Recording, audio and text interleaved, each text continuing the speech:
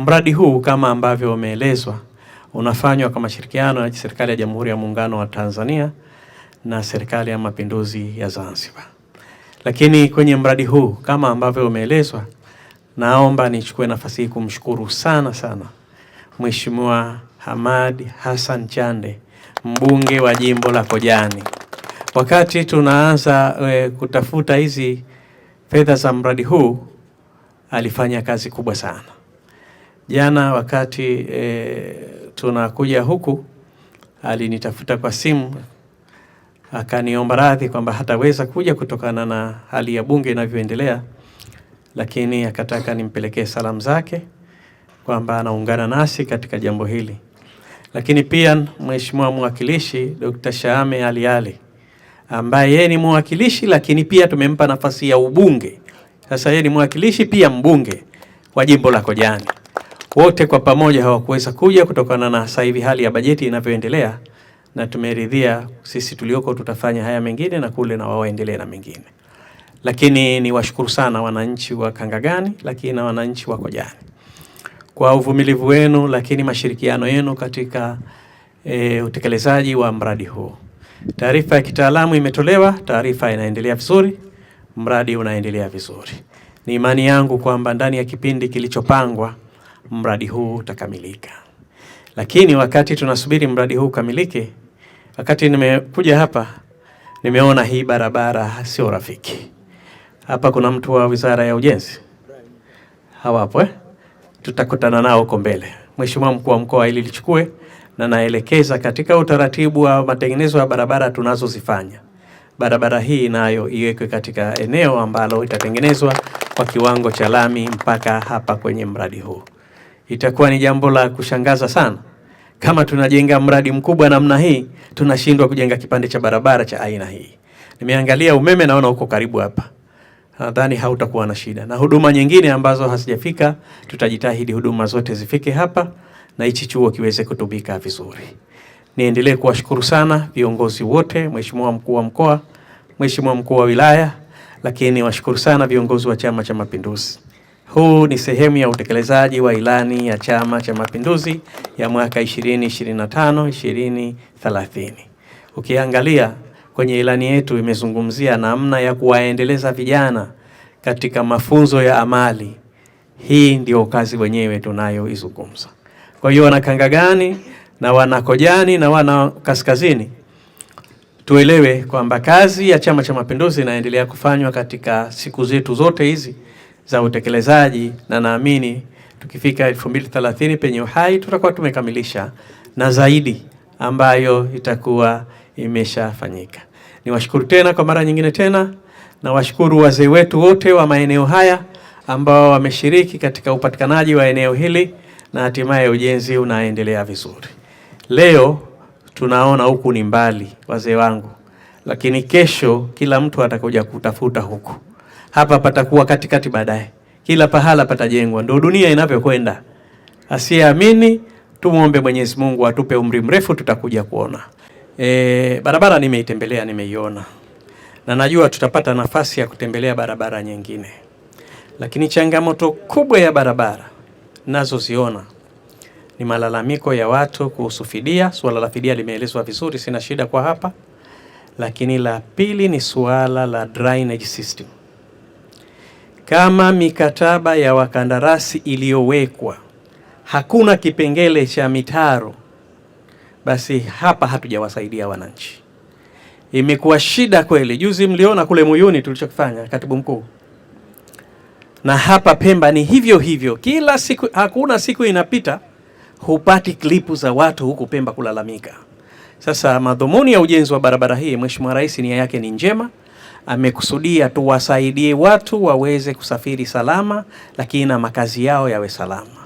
Leo unajenga barabara lakini hakuna mtaro, maji yote yanaingia kwenye nyumba za watu. Watu ni maskini. Kwa hiyo mtu anasimama, inanyesha mvua, anasimama, maji yanapita ndani ya nyumba. Hichi kitu hakiwezekani na hakikubaliki. Nitoe agizo hapa. Nilitoa kule Muyuni na hapa nalitoa. Barabara zote za Unguja na Pemba lazima ziwekewe drainage system. Micheweni ukenda utapata hiyo kesi, ukenda Wete utapata, ukenda Mkoani utapata, ukenda Chake Chake utapata. Sasa hili jambo si jambo la kusubiri kila siku tunapata malalamiko haya ambayo si ya lazima. Gharama ya barabara hizi tunazozijenga ni kubwa sana. Sasa sisi tunafanya jambo kubwa kwa thamani kubwa, lakini tunakuja kudharaulika kwa jambo dogo sana. Watendaji lazima mtusaidie. Malalamiko yamekuwa mengi mno. Sasa hili Katibu Mkuu, nadhani tulishazungumza kwa kina, Naibu Waziri nilishakwambia, na waziri nilishamweleza jambo hili. Nadhani hili sasa mkae muweke mkakati na wakandarasi wetu hawa ili tuondoshe changamoto za wananchi. Furaha ya mwananchi akiona barabara hii anaona tumemrahisishia, lakini anaogopa ikinyesha mvua, anajua athari inakwenda kwenye nyumba yake. Hili jambo halikubaliki kabisa. Kwa hiyo hii ekeni mkakati, piteni maeneo yote Unguja na Pemba, nyumba ambazo zimeharibika kwenye maeneo kwenye utaratibu huu. Hatupaswi nyumba hizi kuharibika, kwa sababu mkandarasi tunamlipa ujenzi, lakini tunamlipa na mitaro. Kama hakuna mtaro, hiyo barabara haitakuwa salama. Ndio maana unajenga barabara baada ya miaka miwili au mwaka mmoja, inaondoka hiyo barabara, unakuja kuanza kazi nyingine mpya. Kwa hiyo itakuwa hii hajatusaidia. Kwa hiyo hili wizara mlichukulie kwa ukubwa wake, mzungumze na wakandarasi, na mimi naamini kwenye mikataba hii mingi kuna issue ya drainage system. Na wale kwa sababu wana design wenyewe, ile design and build wenyewe. Angalieni design zao. Bahati nzuri Katibu Mkuu wewe mhandisi, na tumekuleta hapo kusudi kwa sababu wengine walikuwa si wahandisi, lakini wewe umekuja pale mhandisi, na tunashukuru tokea umeingia, kazi nzuri inaendelea kufanya. Lisimamie hili, hatutaki malalamiko yasiokuwa na ulazima. Sasa nadhani tukiliweka sawa hili, fidia tunaendelea kulipa kila siku, na fidia tunalipa fedha nyingi. Nadhani wewe mwezi uliopita umeona kila mwezi tunalipa fidia. Sasa haiwezekani kwamba tunalipa fidia alafu bado wananchi wanyonge wanalalamika. Ile haiwezekani. Chama cha Mapinduzi ni chama cha wanyonge, na rais wetu ni rais ambaye anapenda sana wananchi. Tusiharibu ile taswira ya rais kwa mambo madogo sana. Kwa hiyo hili naomba nilitolee maelekezo kabisa, barabara zote tunazokwenda ili jambo liende likafanyiwe kazi. Na mfanye assessment, kama kuna pahala kuna mtu tumemharibia kwenye hili, tuangalie hatua za kuchukua, maana hilo halikuwa kosa lake. Lakini leo alhamdulillah nimekuta jengo limekamilika kwa asilimia kubwa kabisa, na sasa kinachofanyika ni utaratibu wa uwekaji wa vifaa kwenye eneo letu hili. Naamini hatua hizi zikikamilika, basi Wanajadida na vitongoji vyake watafaidika sana katika kulitumia jengo hili kupata huduma za afya mbalimbali ambazo zinapatikana hapa. Nimefanya ukaguzi, nimeona na baadhi ya vifaa vimeshaanza kuwekwa vingi kwenye eneo hili. Nitoe maagizo matatu. Katibu Mkuu, agizo la kwanza, vifaa vyote vinavyofungwa hapa vithibitishwe viwango vyake. Nisingependa kuona kifaa kimefungwa hapa baada ya miezi 6 hicho kifaa hakifai tena. Kwa hiyo hata kama mzigo umeshafika hapa, kama kifaa hakina kiwango, na wanaojua kiwango, kwa sababu tunapotaka kifaa tunaweka specification zetu. Kama hakina kiwango, hata kama mzigo umeshafika hapa, urejesheni uliko toka, na huyo aliopaswa kuleta ataleta chengine kwa gharama yake na kwa mujibu wa specification tulizokubaliana. Hilo jambo la kwanza. Lakini jambo la pili, vifaa hivi ambavyo vinafungwa hapa naamini ni vya kisasa sana, vitahitaji madaktari. Kuwa na jengo zuri sio hoja. Unaweza ukawa na jengo zuri hapa, watu hawahitaji jengo, wanahitaji huduma. Lazima tuhakikishe hapa wanapatikana madaktari wenye sifa na wenye uwezo wa kufanya kazi kwa kadiri inavyowezekana kwa mujibu wa hadhi ya kituo hichi.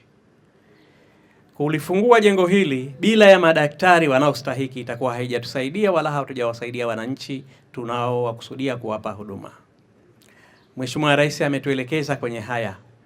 Tusimamie vifaa, tusimamie miundombinu, lakini tusimamie na huduma. Kwa hiyo vifaa nimeshatoa maelekezo, miundombinu ipo tayari, Lakini huduma sasa, na sijui lini katibu mkuu hizi zitakuwa zimekamilika, hospitali hii kwa matumizi sasa. Nadhani mkamilishe kwa haraka hospitali hii ikamilike na wananchi waweze kuitumia. Jengo hili limejengwa hapa kwa sababu ya mahitaji. Maana ukiacha hapa, nadhani kituo chingine ilikuwa lazima uende Kinyasini. Sasa uwepo wa jengo hili na huduma hii hapa itasaidia sana kupunguza usumbufu wa wananchi ambao wanahitaji huduma kama binadamu.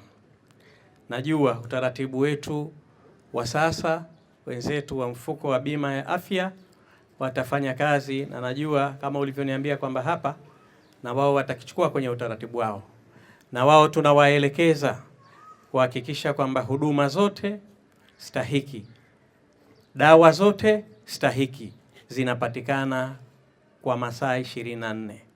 Mheshimiwa Rais ameshatoa maelekezo haya, tumejenga, vifaa vinapatikana, madaktari wanapatikana. Sasa sisi wasimamizi huduma, bila ya huduma kituo hichi hakitakuwa hakina maana yoyote.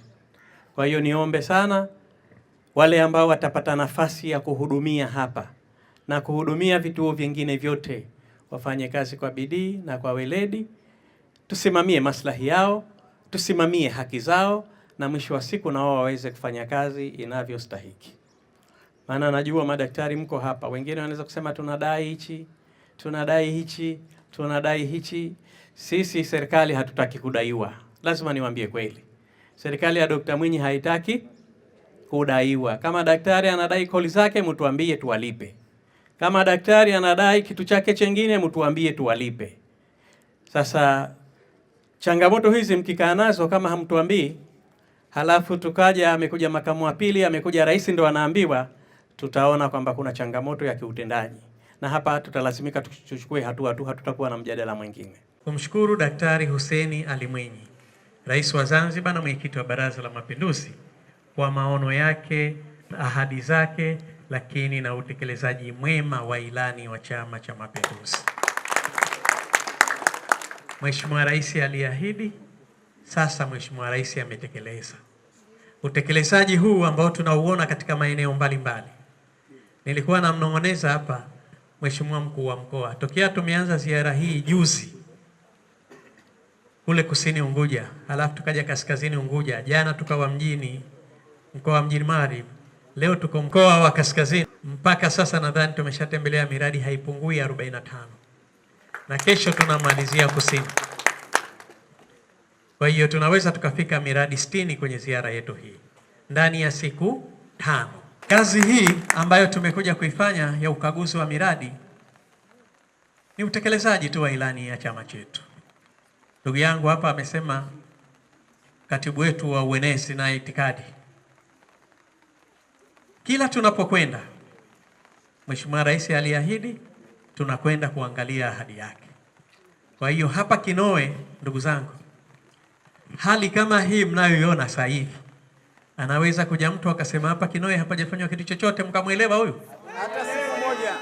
Kazi hii ambayo anaifanya Daktari Hussein Mwinyi ni zile ahadi alizozitoa wakati anaomba ridhaa kwa wananchi.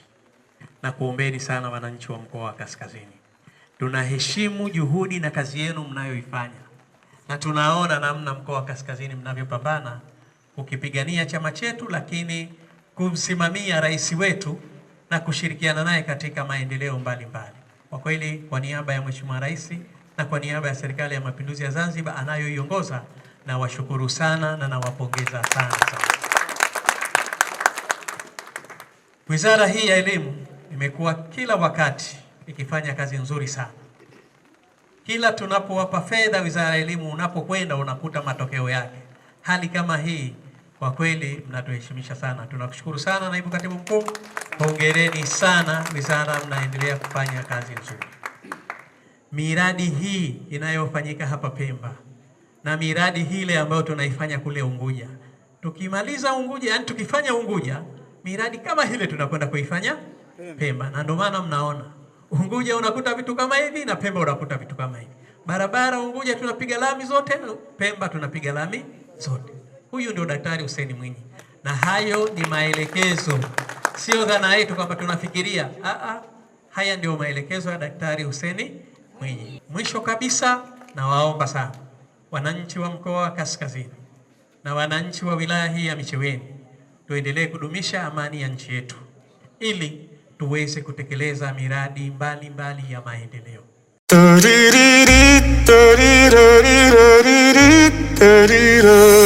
Haya sasa, tuliokuwa tukisubiria kwa hamu, hii sasa imefika. Lile tamasha lilosheheni burudani za halali sasa limewadia. Hapa nazungumzia Rahatul Ain. Ni tamasha la Nashid ambalo litawakaribisha munshid nguli kutoka visiwani na nje ya visiwa vya Zanzibar. Ni tamasha litakalofanyika Idi pili na Idi tatu mfungo tatu kwa kiingilio kidogo tu cha shilingi 7,000 tu kwa zote siku mbili, na kwa VIP kiingilio ni shilingi 10,000 tu, na tutakuwa na tiketi 50 pekee za VIP. Na hili surprise Nashid kutoka kwa watangazaji wako itakuwepo, na mara hii ni kubwa kuliko. Munshid watakao perform katika tamasha hilo ni Sudi Khafa, Kijana Abdillah, Yuzan, Afaizu Luheta, Fakim Baro, Salim Ali, Mahad Virginia, Al-Habibi Sam, Mozey, Adil Bajun, Awal Nashid, Abu Khalef, Irshad Islamic Kid na wengi wengineo watakuwepo. Ili kujipatia tiketi yako, wasiliana na wafuatao: Abubakar Fakih Hamadi, Babroma, pigie kwa simu namba 0777 43 28 83. Saif bin Jedo, simu namba 0777 43 90 82. Ali Ngome Ali 0774 41 98 70. Adam Rajab Juma ARJ 0772 91 01 01. Alami bin Ali 0772 95 95 34. Saidi Ali, simu namba 0778 46 67 87, au fika katika ofisi zetu zilizopo Radio Al-Nur, Masjidi Swahaba, Mtoni Kidatu, Zanzibar. Nyote mnakaribishwa.